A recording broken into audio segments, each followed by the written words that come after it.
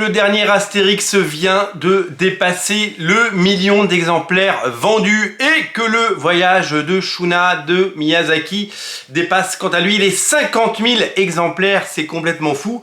Découvrez avec moi les 5 comics du top 2000 de la semaine.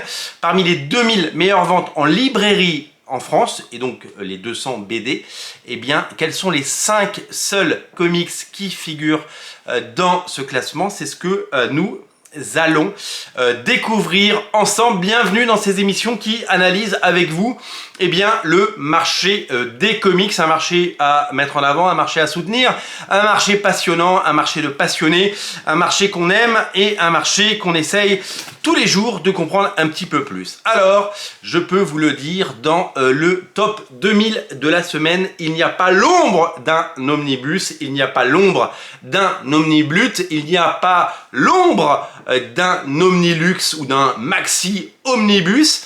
Pas d'Urban Nomad non plus. Alors, on le voit, Urban Nomad n'est pas dans le classement.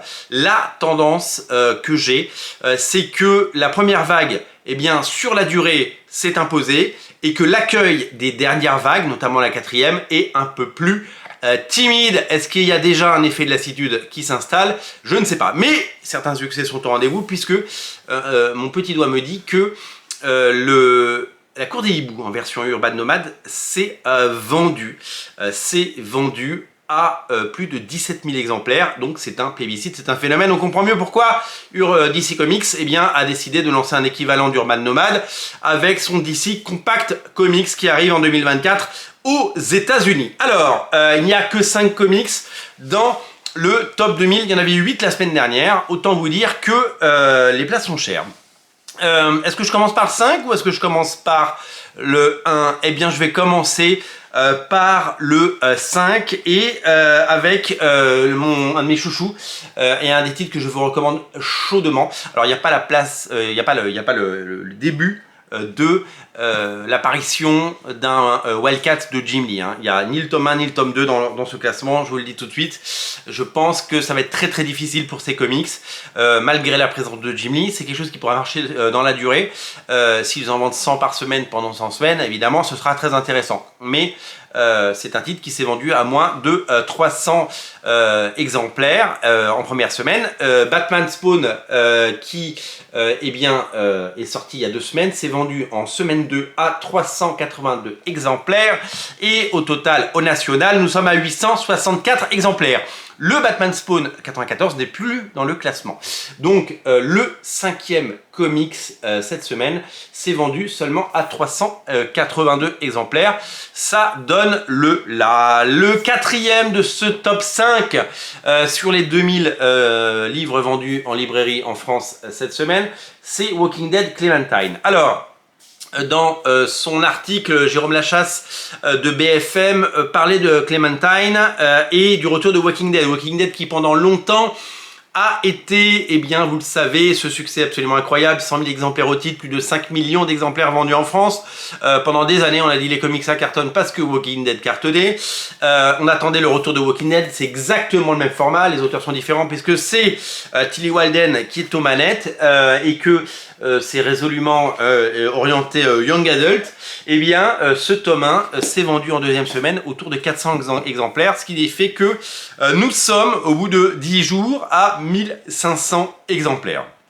1500 exemplaires, je ne connais pas le tirage, je ne connais pas l'objectif, mais quand on a vendu plus de 100 000 exemplaires au titre et qu'on a vendu 5 millions de Walking Dead, je pense que ça doit faire un petit peu mal aux dents d'en vendre que 1500. Donc le public a clairement boudé. Alors est-ce que la mode Walking Dead est passée? Est-ce que la vague est passée? Est-ce que les gens sont passés à autre chose? Ou est-ce que tout simplement les lecteurs de Walking Dead ne se sont pas intéressés à ce titre? Eh bien c'est évidemment la question que nous sommes en droit de nous poser. Le 3e des ventes, c'est un titre que je vous ai recommandé et c'est un titre qui a attiré plus que mon attention, c'est le Wolverine Sneaked, réédition au format manga du Wolverine Sneaked de Tsutomu, j'ai jamais y arrivé, Nihei, dessinateur de Blame, qui avait réalisé il y a de nombreuses années ce récit complet, Wolverine Sneaked, qui était découpé en plusieurs épisodes à l'époque, ça se passe dans le futur, et Wolverine va vivre des scènes à la Ken le Survivant dans un monde hostile. C'est particulièrement inspiré et magnifiquement dessiné.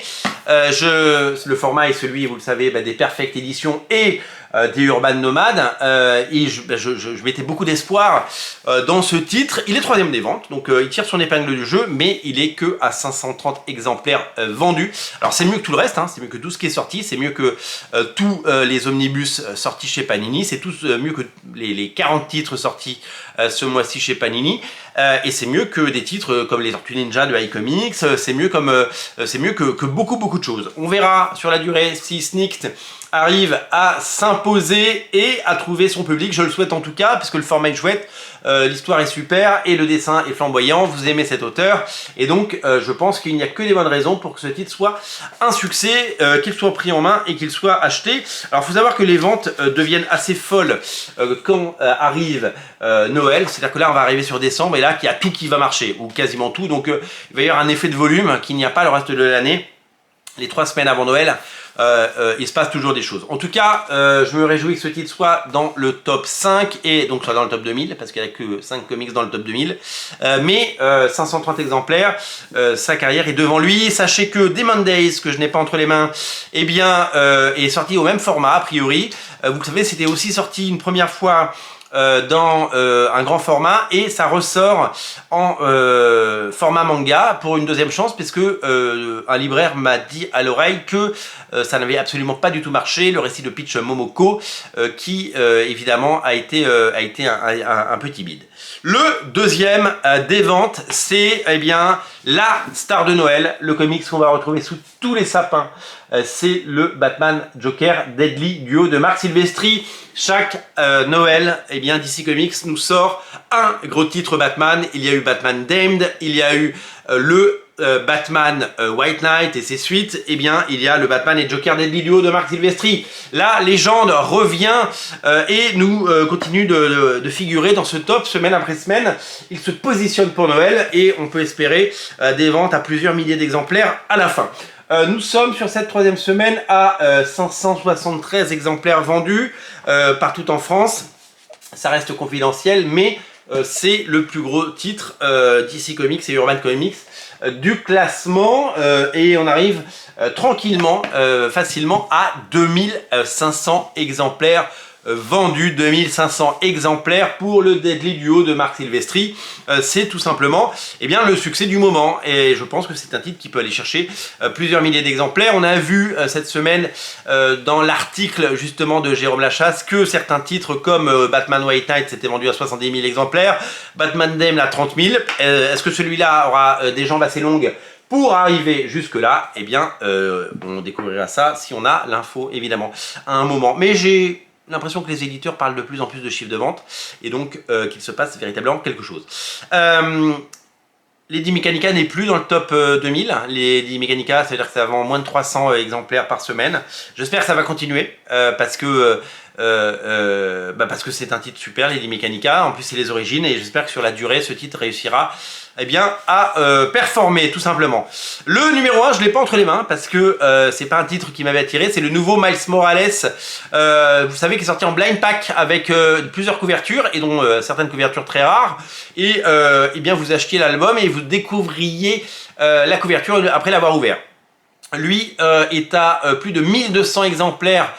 C'est un des plus gros tirages et c'est une des plus grosses sorties en 100% de l'année parce que les 100% c'est un format qui a beaucoup souffert avec, vous le savez, on reste dans un contexte économique compliqué hein, avec une hausse des prix depuis 2 ans, avec un pouvoir d'achat en berne et avec certains formats qui souffrent, notamment les 100% qui sont boudés parce qu'aujourd'hui ça coûte 18, 19, 20 euros. Donc c'est pas facile de montrer tout ça.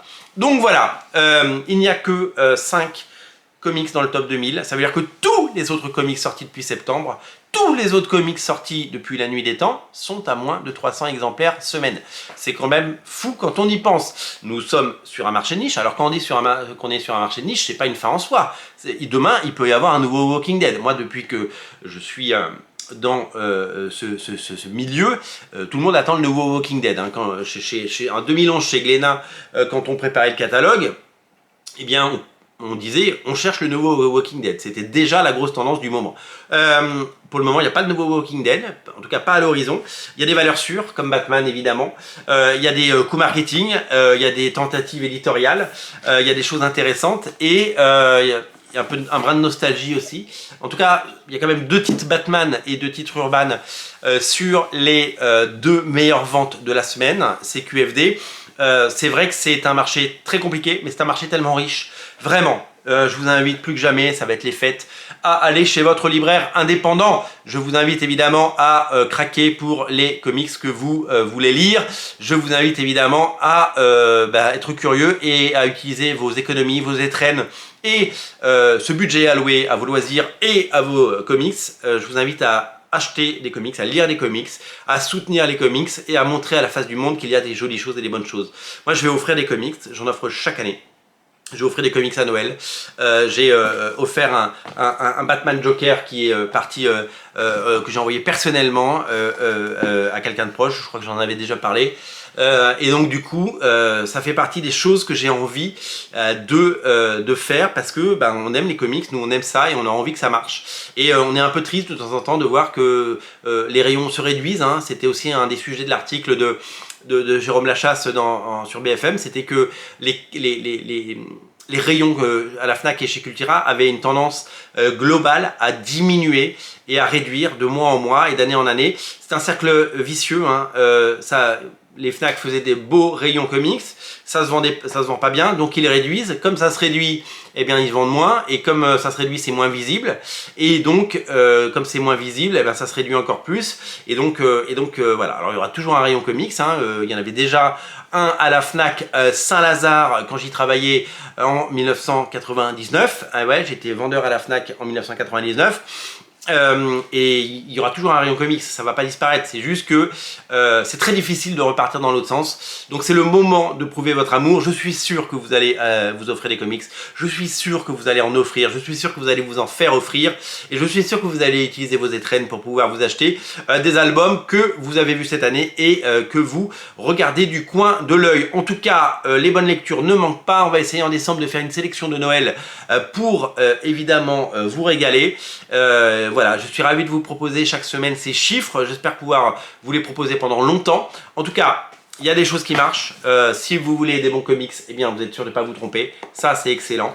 C'est vraiment quelque chose qui va vous plaire. Bon dessin, bonne histoire, histoire complète, hors continuité. C'est exactement comme ça qu'il faut penser les comics.